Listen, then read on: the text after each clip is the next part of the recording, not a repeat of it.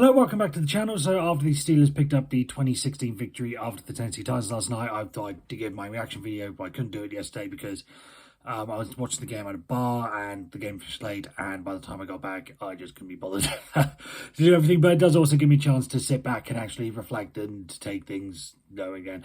And on reflection, I'm somewhat, I don't know how, I don't know why, but feeling more confident than I was right at the end of the game yesterday. I just think I know it's a lot of the same stuff over and over again, but the defense is playing well. You take a guy, whilst Will Levis' second game or whatever, but he had thrown for 4 touchdowns rather than the weekend before. 3 of them to DeAndre Hopkins. We kept him to none, and DeAndre Hopkins to none, and Joey Porter did an incredible job locking down. On the defensive side of the ball, obviously, is great, and I think there is a lot of potential there. And again, I think there is a lot of potential in the offensive side of the ball. I think the touchdown drives were incredible, especially the first one. I almost tweeted it out that as much as you can hate Matt Canada, and I do not like Matt Canada, if you're gonna sort of if you're gonna hate him for the play calling when it goes badly, if you're gonna put all the play calling on him, you have to give him credit for that. For those touchdown drives, they were very well managed. Again, especially the first one. It's just the only issue really is the only issue is consistency and being able to do that on a consistent basis. Why was George Pickens someone we're expecting to be very good and someone who's had big roles previously restricted to 2 catches last night for -1 yards? How does that work out?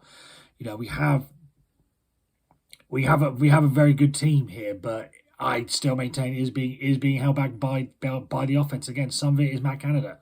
I'm not gonna, as much as I praise him, some of the decision making has not been great. As much as I like Kenny Pickett, some of the throws were bad. There was the one earlier, I believe it was in the first half, where he just overthrows George Pickett on a play that you would expect 90 to 95% of quarterbacks in the NFL to make. So again, there are some limitations on Kenny Pickett, and are we wasting the prime careers of the likes of TJ Watt and the final years of Cam Hayward and Minka and prime years of Minka Fitzpatrick and all that sort of stuff? To an extent we are.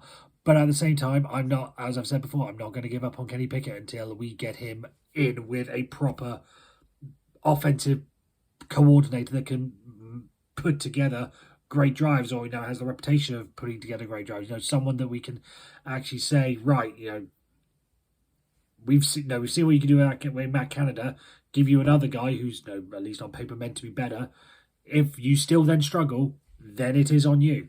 So that's why I think again, I'm not giving up on Kenny Pickett, but I think we are starting to get to the point in time where people are going to start to say whether or not we should move off it.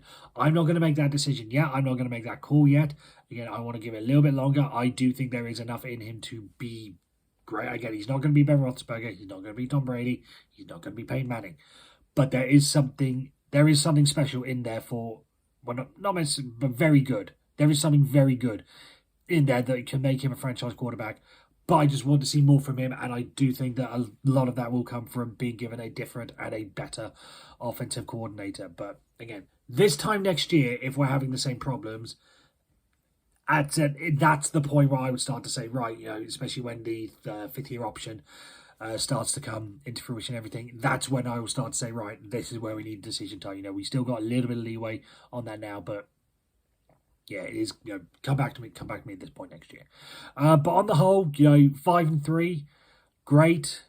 Now we got 10 days, so all those little couple of niggles. Maybe Minka Fitzpatrick can come back. Cam Hayward will get who did very well last night.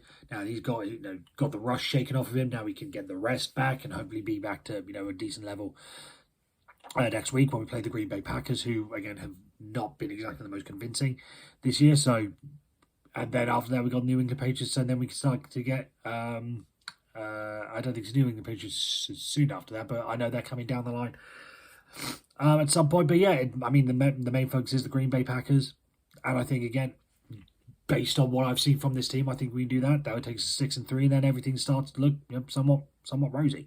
So yeah, those are my assessments. Those are my predictions. You can tell I was up late, can't you? Yeah, that's my assessment of the game, and for the most part, I'm pretty happy.